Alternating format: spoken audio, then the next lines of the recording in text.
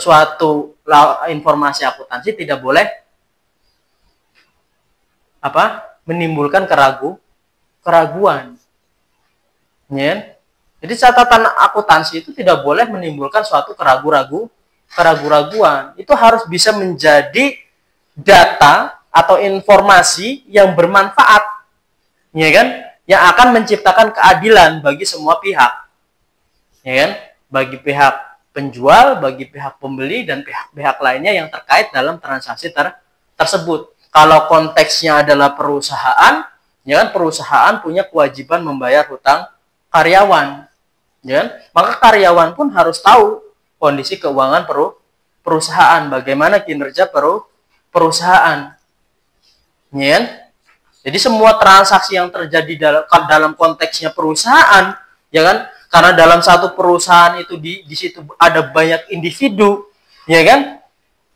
Ya, ada banyak individu yang harus ditunaikan haknya, ya. Ketika kita mempekerjakan karyawan kan berarti kita ada kewajiban, ya kan? Di situ muncul debt, ya kan? Di situ muncul dain. Ya. Di situ muncul dain, ya. Kita pemilik perusahaan ini mempekerjakan ada manajer sampai dengan karyawan-karyawan level bawah. Ya.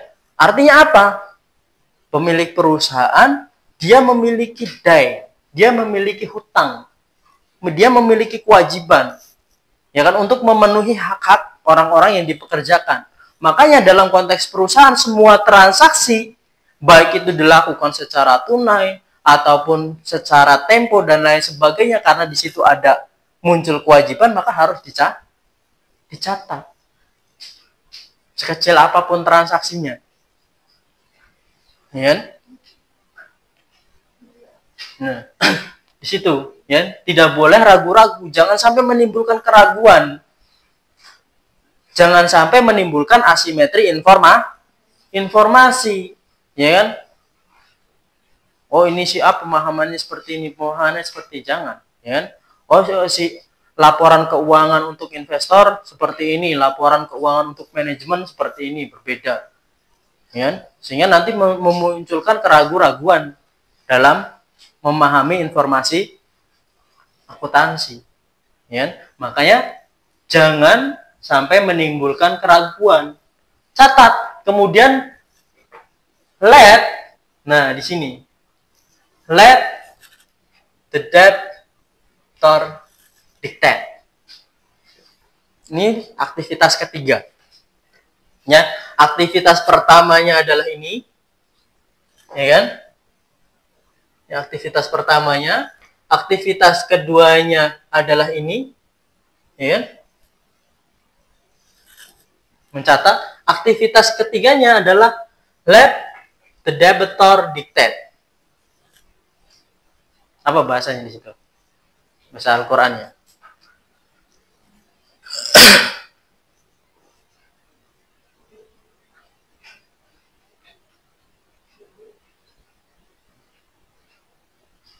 Wal yaktub bainakum katibum bil adl wala. Terus ahlamahumullah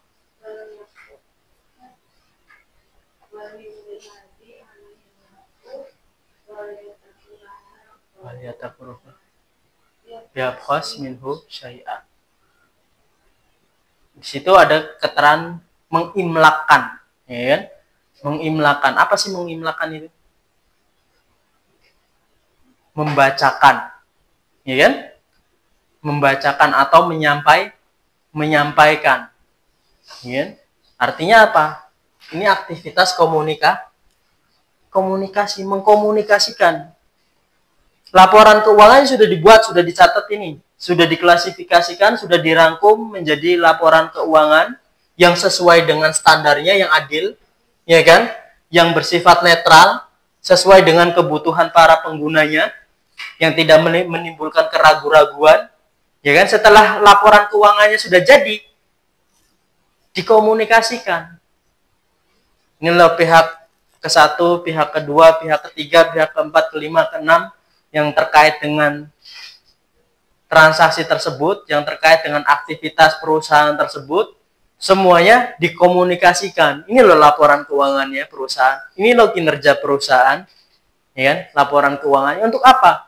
Untuk diinterpretasikan, dianalisis dan diinterpretasikan. Ya, itu proses mengkomunikasikan. Jadi di sini, ya kan? Aktivitas ketiga.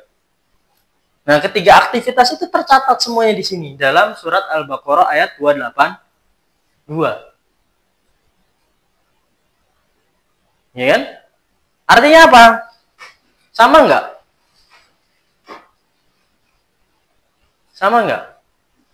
Dengan definisi akuntansi yang ada sekarang?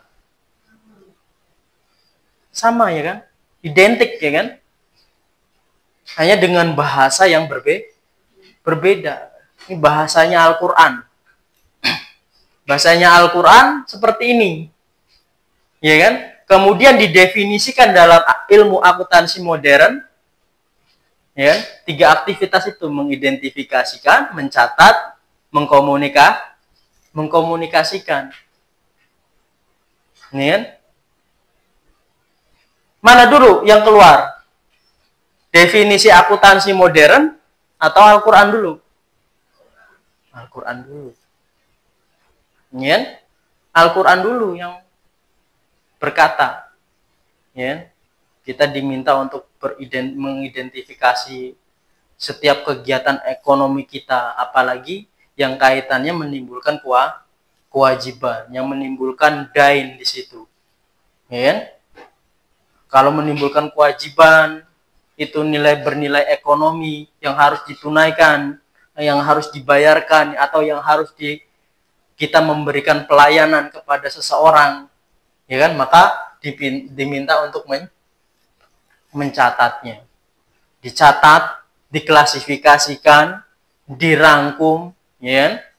Menjadi sebuah laporan keuangan yang tidak menimbulkan suatu keraguan-raguan, yang mudah dipahami, ya kan? Laporan keuangannya mudah dipahami, tidak menimbulkan keraguan. Ya. Setelah itu, setelah jadi laporan keuangan yang dikomunikasikan, ya kan? Dikomunikasikan. Jadi semua aktivitas yang dijelaskan dalam definisi akuntansi modern saat ini semuanya sudah terekam di sini 1400 tahun lebih. Ya kan? Sudah terekam di sini dalam surat Al-Baqarah 282. And let him fear Allah. Ya kan? Jadi kita takutlah kepada Allah. Ya. Artinya apa? Kalau kita disuruh takut, ya kan? Berarti di situ ada suatu konsekuensi, ya kan? Ya kan? Yang kalau kita meninggalkan amalan ini, ya, ada konsekuensi yang akan kita terima, yang akan kita hadapi. Ya kan? Nah, mati lagi. Ya, ada konsekuensi yang harus diterima, yang harus kita hadapi. Mati lagi.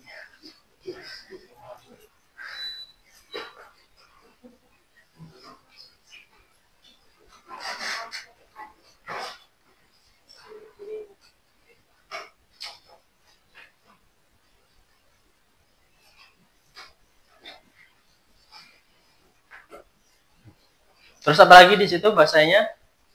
Takutlah kepada Allah, ya. Kalau sampai kita tidak sampai menunaikan kewajiban itu, ya kan, tidak menunaikan tugas-tugas itu, ya kan, kita diminta apa? Takut pada Allah, ya kan. Siapa lagi? Baca lagi.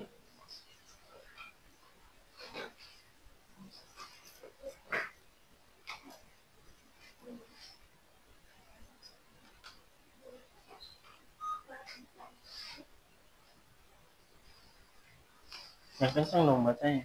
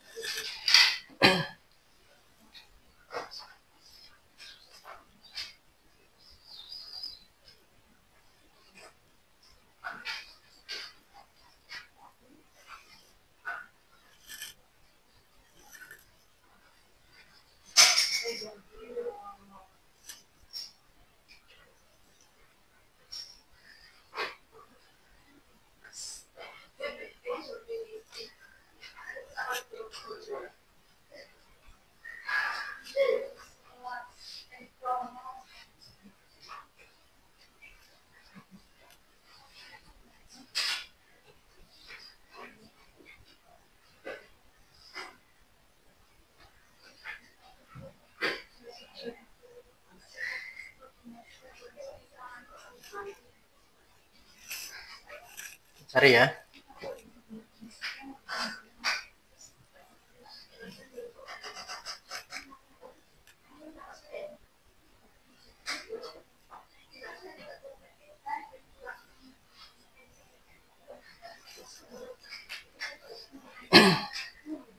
Nah, ini ayatnya ya.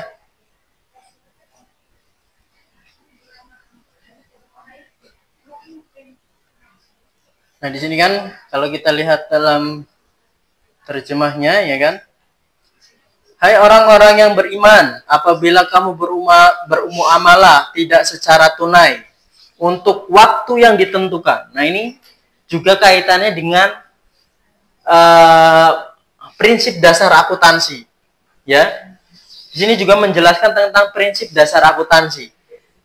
Tidak secara tunai untuk waktu yang ditentukan. Ya, berarti ada periode. Periode yang jelas. Ya. Kita dalam bertransaksi, terutama yang kaitannya dengan transaksi yang tidak secara tunai, ya, yang di situ menimbulkan kewajiban untuk periode yang ditentukan, ya, berarti di situ ada periodik, ya. Harus ada periodik yang jelas yang dalam pencatatan. Ya. Kemudian maka hendaklah kamu menuliskannya, dan hendaklah seorang penulis di antara kamu menuliskannya dengan benar, dengan adil, ya, dengan benar, dengan sejujur-jujurnya. Adil juga di situ ya. Ini kualitas karakteristik kualitatif juga ya. Adil di situ juga bisa berarti dengan benar. Jadi ditulis sesuai dengan kenyataannya. Ditulis disajikan dengan jujur. Ya kan, bahasa dalam ilmu modern kan seperti itu ya kan. Tulislah dengan benar, dan hendaklah orang yang berhutang itu mengimlakan. Ya kan? Oh, tadi tulis dengan benar, dan janganlah penulis enggan menuliskan sebagaimana Allah mengajarkannya. Ya, sebagaimana Allah telah mengajarkan. Ya.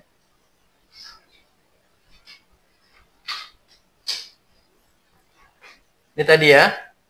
Di sini ini proses mengidentifikasi.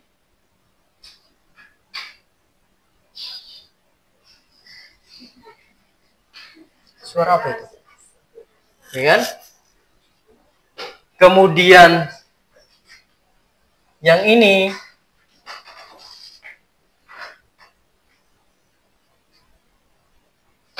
dan janganlah penulis enggan menuliskannya sebagaimana Allah mengajarkannya, dan hendaklah penulis. Nah, ini kan yang ini namanya proses record, mencatat. Ya kan? Mencatat meliputi aktivitas mencatat itu sendiri, ya, meliputi aktivitas mencatat itu sendiri, mengklasifikasikan sampai merangkum, ya, mensummarize. Kemudian dan hendaklah yang berhutang, ya, yang ini, hendaklah orang yang berhutang mengimlakan apa yang ditulisnya itu, mengkomunikasikan. Dan hendaklah bertakwa kepada Allah Tuhannya, dan janganlah ia mengurangi sedikit pun daripada hutangnya. Disajikan secara jujur, jangan mengurang-urangi, jangan melebih-lebihkan. Ya, bahkan sedikit pun. Jika yang berhutang itu orang yang lemah akalnya, atau lemah keadaannya, atau dia sendiri tidak mampu mengimlakan, ya kan, yang bertransaksi, ya kan, ini yang berkewajiban sebenarnya adalah mereka yang melakukan transaksi, ya kan, untuk menulis transaksi tersebut, ya kan.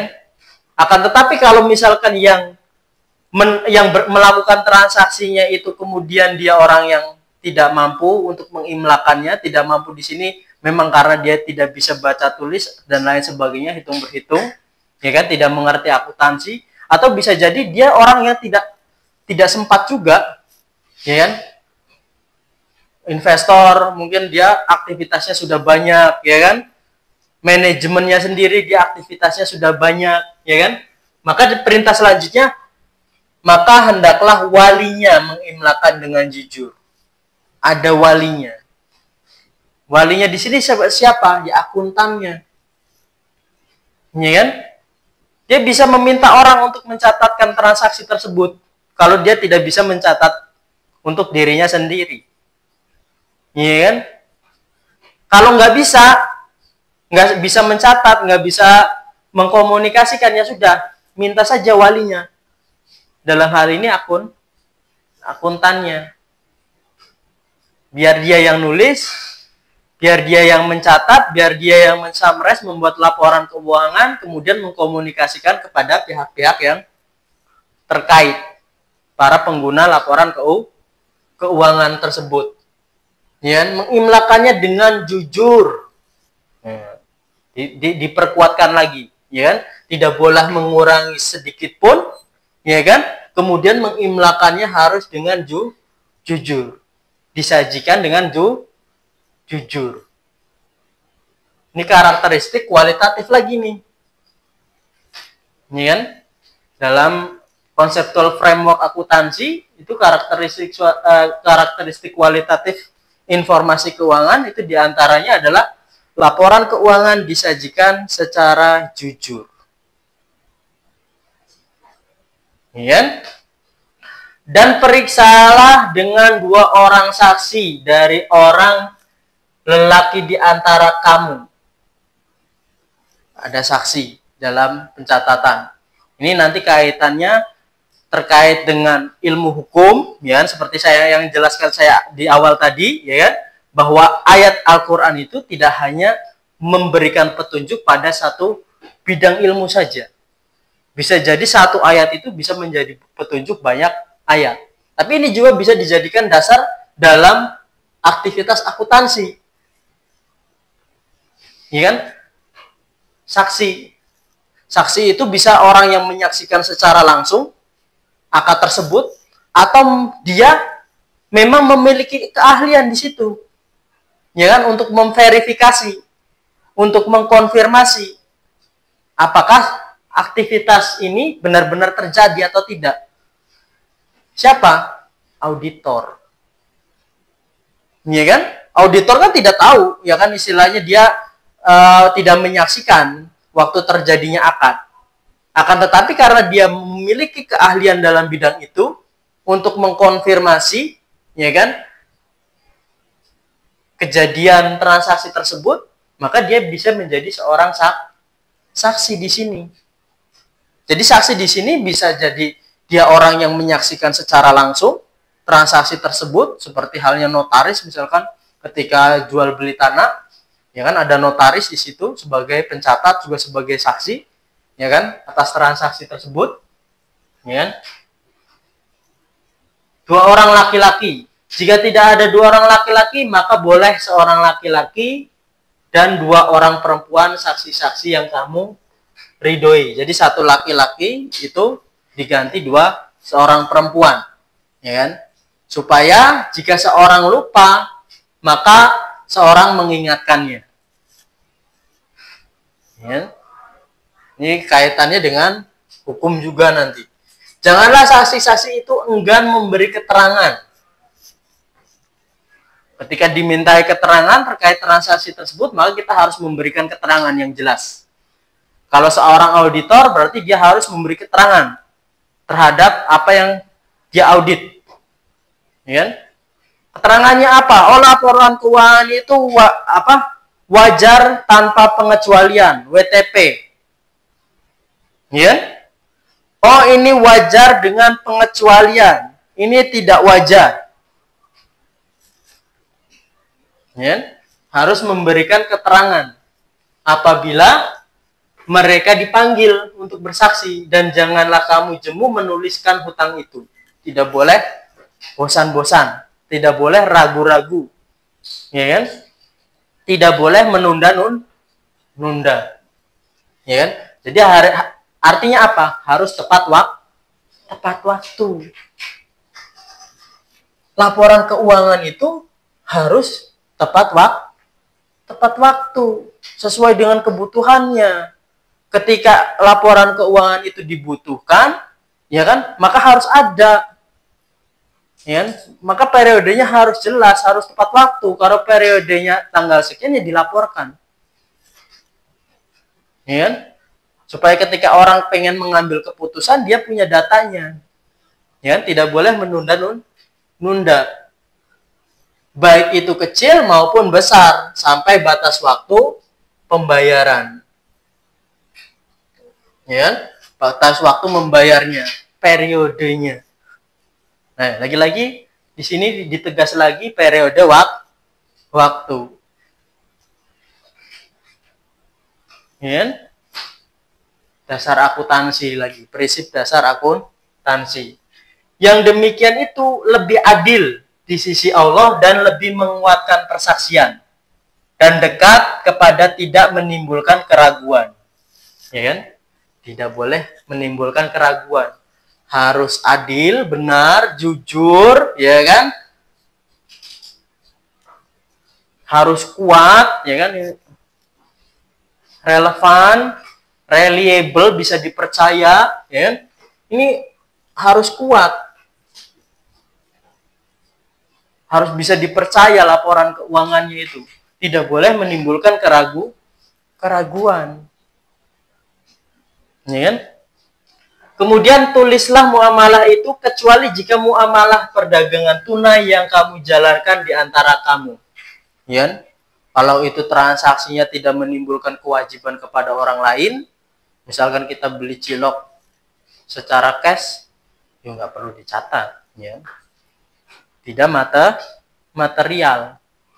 Tunai tidak berdampak material, ya kan, menimbulkan kewajiban dalam hal ini, ya kan, transaksi-transaksi yang seperti itu, ya kan, tidak perlu dicatat, kecuali tunai tapi menimbulkan suatu kewajiban, itu pun perlu dicatat. Dain itu tidak selalu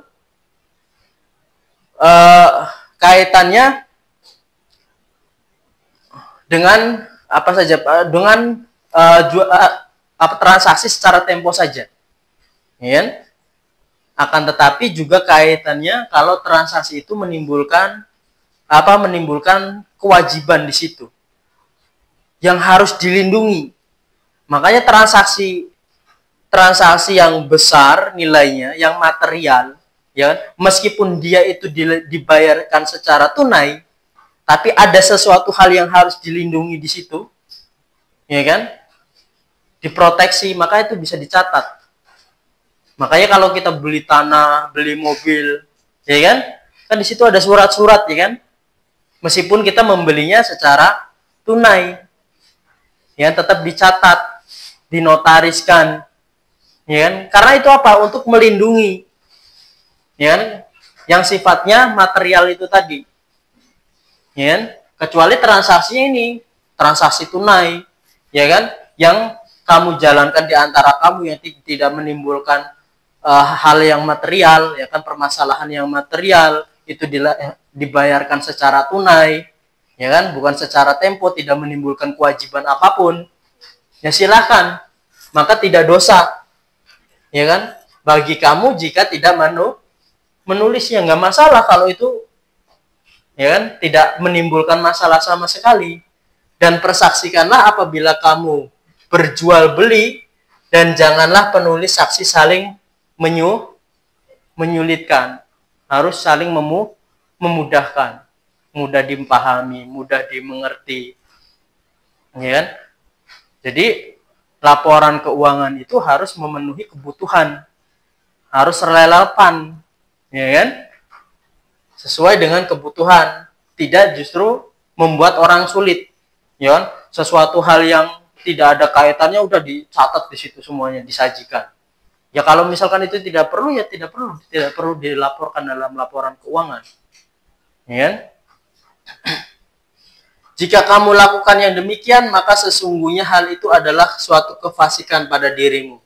Kalau kita saling menyulitkan satu dengan yang lainnya. ya kan? Maka laporan keuangan itu harus mudah dimengerti, mudah dipahami, dan lain sebagainya. Tidak boleh menyulitkan penggunanya. Harus jelas, harus adil sesuai dengan standarnya, memenuhi kebutuhan informasi para pengguna laporan keuangan, relevan. Ya kan? Harus bisa dipercaya, dan bertakwalah kepada Allah. Allah mengajarmu dan Allah Maha mengetahui segala sesuatu. Ya. Allah sudah mengajarkan semua ini dan Allah Maha tahu. Ya kan? Kenapa kemudian kita harus mencatat ini? Ya kan? Karena ada konsekuensi yang harus kita terima kalau misalkan kita mengabaikan ini. Ya, kalau kita abai terhadap hal ini, maka harus ada konsekuensi yang harus diterima. Ya. Ini surat Al-Baqarah ayat 282.